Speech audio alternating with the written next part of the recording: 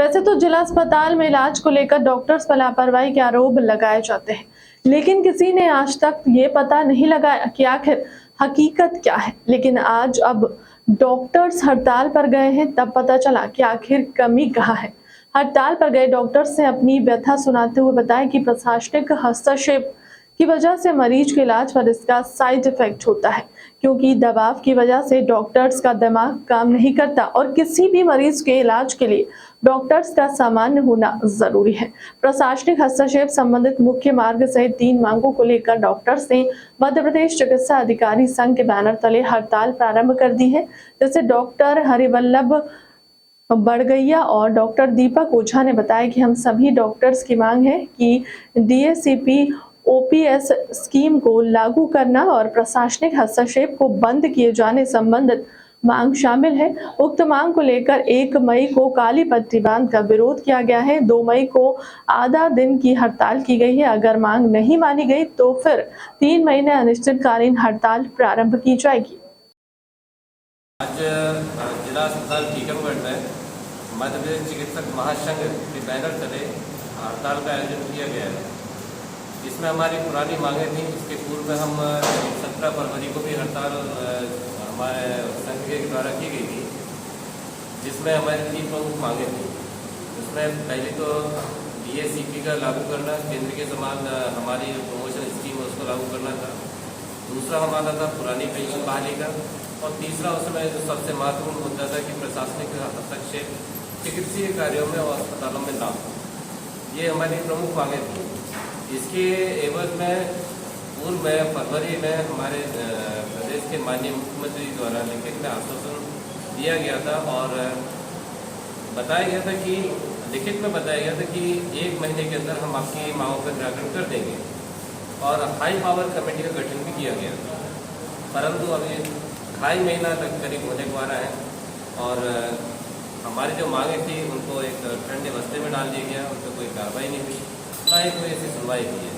अतः उन मांगों को दोहराते हुए और वादा स्मरण करवाते हुए हमारा जो संघ है पुनः दिनांक 1 तारीख से हड़ताल पे जा रहा है। सर, तो आप 1 मई से जो आपकी हड़ताल है ये अनिश्चितकालीन है कि एक हमारा दिवसीय? काली पट्टी बांध के काम करना है। 2 तारीख को हमारा 11 बजे से लेके 1 बजे के बीच में कार्य बंद करना है। इस दौरान इमरजेंसी सेवाएं चालू रहेंगी और 3 तारीख से संपूर्ण कार्य हमारा बंद रहेगा। सर, आपने कहा कि आपकी महत्वपूर्ण मांग है कि राजनीतिक हस्तक्षेप ना हो। क्या प्रशासनिक हस्तक्षेप करने द्वारा बोला? प्रशासनिक हस्तक्षेप ना हो तो जैसे जो किसी पार्टी का अध्यक्ष हो या जिला पंचायत अध्यक्ष हो या एसडीओ, क्या ये आपको निर्देशित करने का पावर है? कोई भी व्यक्ति हो, जब भी समाज में हम लोग रहते हैं तो हमारा काम रहता है और जो भी राजनेता हैं, जो भी अधिकारी हैं, आपसी समन्वय के द्वारा काम होना चाहिए। तो इन लोगों को आप पर मतलब डॉक्टर्स को आदेशित करने का उनको पावर है कि नहीं?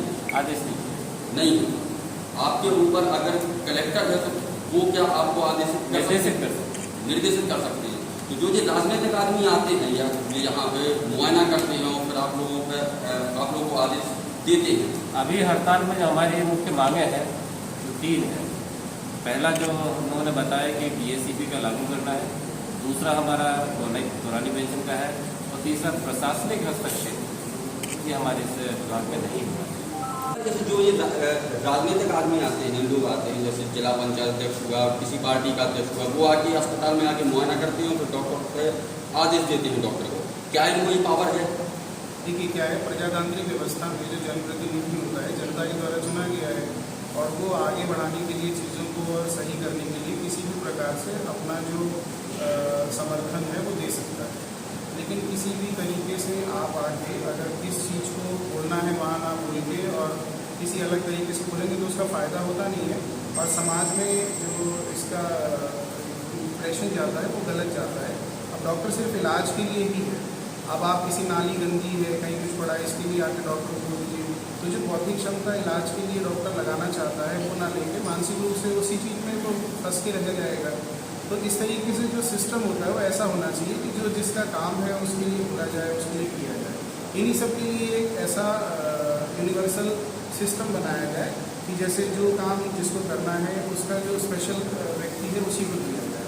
कोई भी व्यक्ति कहीं भी राजनीतिक अपना लाभ लेने के लिए किसी तरीके से आके खाली हवाबाजी करके चला जाए, तो इससे क्या होता है कि चिकित्सकीय कार्य काफ़ी बौद्धिक क्षमता वाला कार्य होता है, और चिकित्सक जब मानसिक रूप से स्वतंत्र रहेगा तभी वो जनता को स्वास्थ्य लाभ होता है। मतलब प्रशासनिक और राजनीतिक जो हस्तक्षेप है उसका साइड इफेक्ट कहीं ना कहीं जो मरीज आ रहे हैं उन पर पड़ता है। स्वाभाविक कुछ पड़ेगा। अगर मेरे मानसिक तनाव में हूँ मैं, तो मैं इलाज करने के दौरान उस तनाव के दौरान कुछ भी गलत डिसीजन ले सकता हूँ, तो मेरा मानसिक रूप से और जो व्यवस्था के रूप में फैसिलिटेटेड होना बहुत ज़रूरी है अगर मैं सही से सर्विस देना चाहूँ।